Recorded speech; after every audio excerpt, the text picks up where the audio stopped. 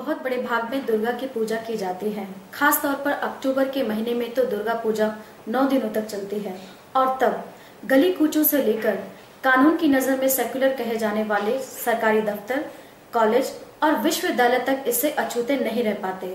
दिल्ली स्थित JNU भी इसका अपवाद नहीं है। लेकिन इस साल दुर्गा पूजा को लेकर JNU ने एक नई बहस को जन्म दिया और जिसने जल्द ही विवाद का रूप ले लिया। नतीजा, अपने तार्किक अभिव्यक्ति और बौद्धिक चिंतन के लिए प्रख्यात JNU में तर्कों के स्थान पर हिंसा का सहारा लिया और जिसका शिकार हुए कुछ OBC विद्यार्थी, जिन्हें न सिर्फ जातीय हिंदुओं के गुस्से और गाली गलौज का सामना करना पड़ा, बल्कि उन्हें इन हिंदूवादी छात्रों द्वारा इतना पीटा गया कि उन्हें इलाज के लिए सफदरजंग अस्पताल में घंटों भर्ती रहना पड़ा। विचार विमर्श और सार्थक बहस के लिए प्रख्यात JNU में आखिर मारपीट क्यों हुई? दरअसल इस घटना की शुरुआत इस विश्वविद्यालय के एक छात्र संगठन ऑल इंडिया बहुजन स्टूडेंट फोरम, जो कि JNU के OBC विद्यार्थियों का संगठन है, के एक पोस्टर से हुई, जिसमें दुर्गा के हाथों मारे जाने वाले राक्षस महिषासुर को स्पष्टतः यादव यानी OBC बताया गया और हिंदुओं द्वारा पूजनीय दुर्गा को वैश्य। दुर्गा है, हमें आज के डार्विन और बहुत सारे रिसर्च हो चुके हैं और ये साबित हो चुका है कि किसी का भी 8 हाथ नहीं रहा है और हर हाथ में गदा है, हर हाथ में एक न एक से एक वीपेंस है। वो हमारी माता कैसे हो सकती है? माता, हमने तो कभी उसको देखा नहीं कि किसी बच्चे को दुलार कर रही हो। हमने कभी दुर्गा माता को किसी प्यार के रूप में नहीं देखा।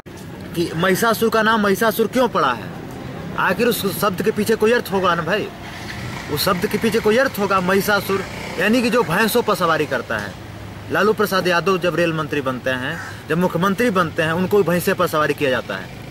वो प्रतीक उनके दिमाग में है जो बार बार उभर करके आता है। बार बार वो ये बताना चाहते हैं, उनके प्रतीक, उनके जो संस्कार हैं वो बार बार मुखर हो जाते हैं। लेकिन अगर उसी बात को हम कह रहे हैं कि आडवाणी को, मनमोहन सिंह को भैंसा पर क्यों नहीं चढ़ाया जाता है, क्यों लालू को भैंस पर चढ़ाया जाता है और सिंह पकड़ाया जाता है, सवाल है ना।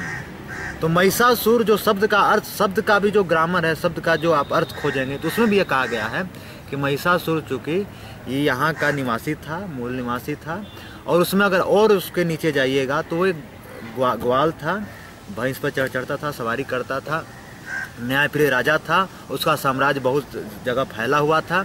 एक बात। दूसरी बात यह है कि इसको समाप्त करने के लिए, क्योंकि सभी लोग जानते हैं कि इस देश में आर्य बाहर से आए और उन्होंने यहाँ आकर के यज्ञ किए, पेड़ों को हमारे काटे। यज्ञ करने के बाद उनका एक जो जमावड़ा होता है, जमावड़ा होने के बाद से वहाँ से आदिवासी जो मूल निवासी भगते गए, वहाँ से जगह खाली होता गया।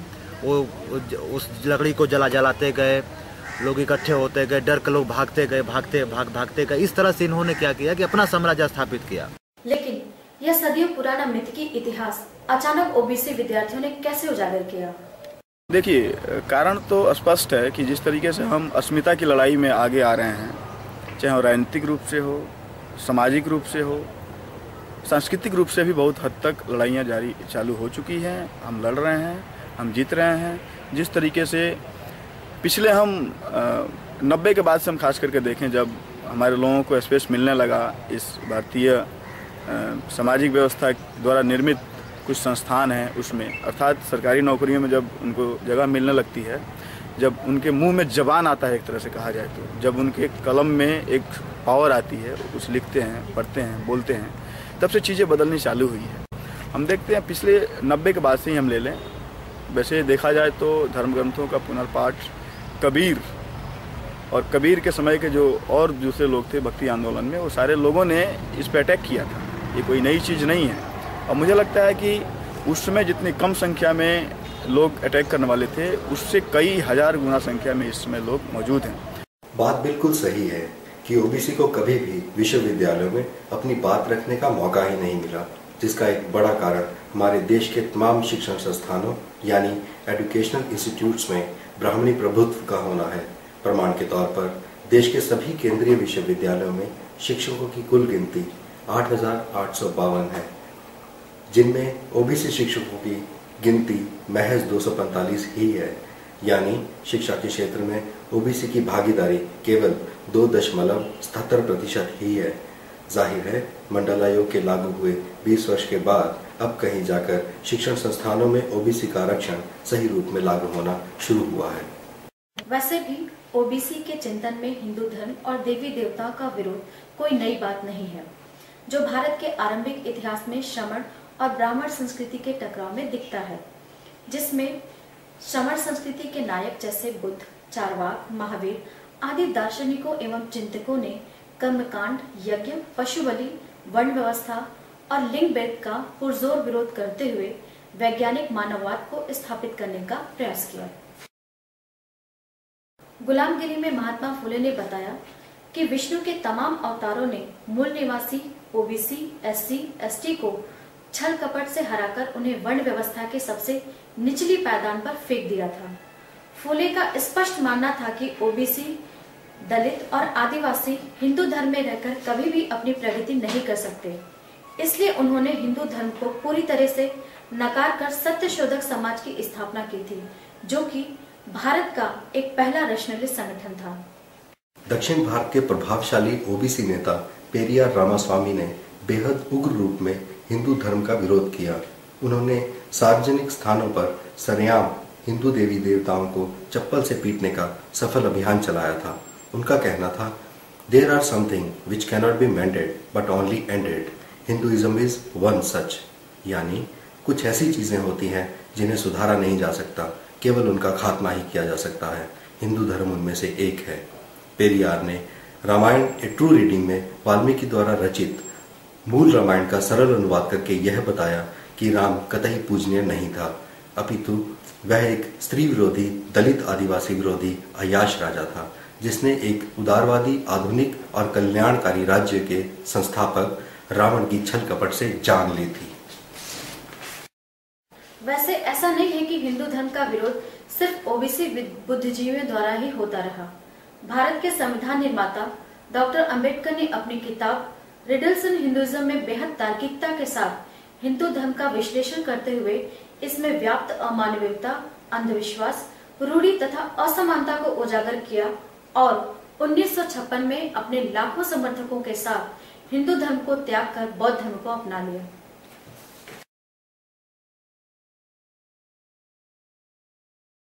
हमारी समस्या ये है कि ऋग्वेद कहता है ब्राह्मणों का जन्म सिर से हुआ, लेकिन सिर ने कोई काम नहीं किया। क्षत्रियों का जन्म भुजाओं से हुआ, लेकिन भुजाएं इतनी कमजोर थी कि देश की रक्षा नहीं कर पाई। नतीजा, हम बार बार विदेशियों से हारते रहे।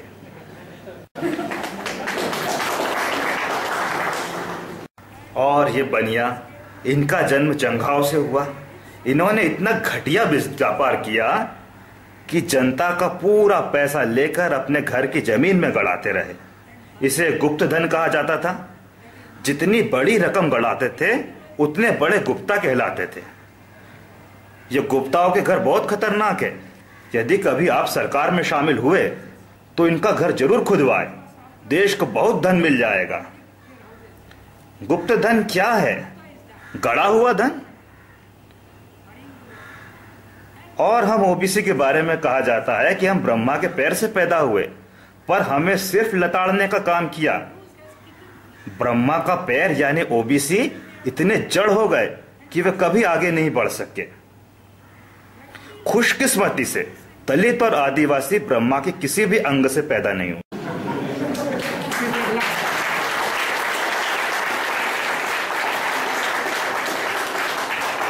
तो उनमें से बहुत से लोगों ने इस्लाम स्वीकार कर लिया। अफगानिस्तान, पाकिस्तान, बांग्लादेश सभी इस्लाम को मानते हैं। और अब पूर्वोत्तर को देखिए, वहां सभी ईसाई धर्म को मानते हैं। यहाँ काफी लोग डॉक्टर अंबेडकर के प्रभाव से बौद्ध धर्म को मानने लगे और कुछ अन्य धर्म परिवर्तित होने लगे। लेकिन हम ओबीसी अभी भी जकड़े हुए हैं। लालू प्रसाद हिंदू धर्म से जकड़े हुए हैं, मुलायम सिंह भी जकड़े हुए हैं। इसलिए उन्होंने जब भी राज किया वे अपने राज्य को वैकल्पिक राज्य के रूप में नहीं पेश कर पाए, जैसा कि मायावती ने किया। मायावती ने उत्तर प्रदेश को बौद्ध राज्य घोषित कर दिया, पर लालू मुलायम ऐसा नहीं कर सके। बात बिल्कुल सही है कि देश में जातीय हिंदुओं के वर्चस्व का सबसे बड़ा आधार केवल हिंदू धर्म ही है। हिंदू धर्म से हिंदू जातीय वर्ग को बहुत से फायदे हो रहे हैं, जैसे समाज में सम्मान एवं उच्च स्थान का होना, मंदिरों और धार्मिक कर्मकांडों से होने वाली अरबों की आमदनी का होना, बड़ी संख्या में हिंदू होने से हर एक स्थान पर अपना दावा पेश करने की सहूलियत होना। देखिए, मैं समझता हूँ कि अभी जेएनयू में जो कुछ भी हुआ है उसमें यदि मारपीट वाली बात को हटा दिया जाए तो बाकी सब कुछ बहुत ही सकारात्मक हुआ है। कम से कम लोगों को यह समझ में आने लगा है कि देवता कौन थे और दानव कौन। यदि हम तर्क का प्रयोग करते हैं तो ब्राह्मणवादी घबराने लगते हैं और खुद को बहुत ही असुरक्षित महसूस करने लगते हैं। तर्क से यह बात साफ होती है कि हिंदू धर्म के दानव और असुर वास्तव में हम ही लोग थे। मैं समझता हूं कि यदि हिंदू मिथकों पर अपना ध्यान लगाने लगे तो यह धर्म अपना आधार खो देगा। और इसे समझने के लिए यदि हम पीछे इतिहास में जाए तो पाएंगे कि वास्तव में यह कुछ और नहीं बल्कि आर्यों और द्रविड़ों का संघर्ष था, जिसमें आर्यों की जीत हुई। उनके पास लेखनी की ताकत थी, इसलिए उन्होंने हमें दानव और असुर बना डाला, जबकि वास्तव में हम इस भारत भूमि के मूल निवासी थे। लेकिन आर्यों ने हमें विलेन बना दिया।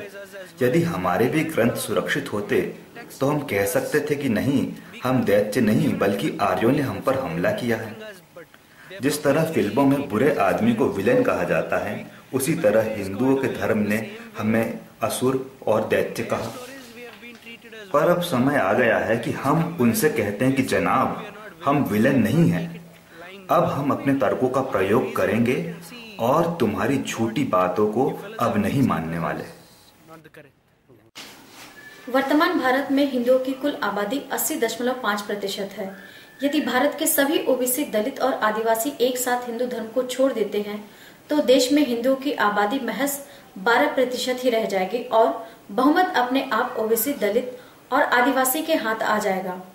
तभी देश में सही मायने में समता और सभी तबकों का प्रतिनिधित्व यानी रिप्रेजेंटेशन हो सकेगा, जिससे देश का समग्र विकास और प्रगति संभव हो पाएगी।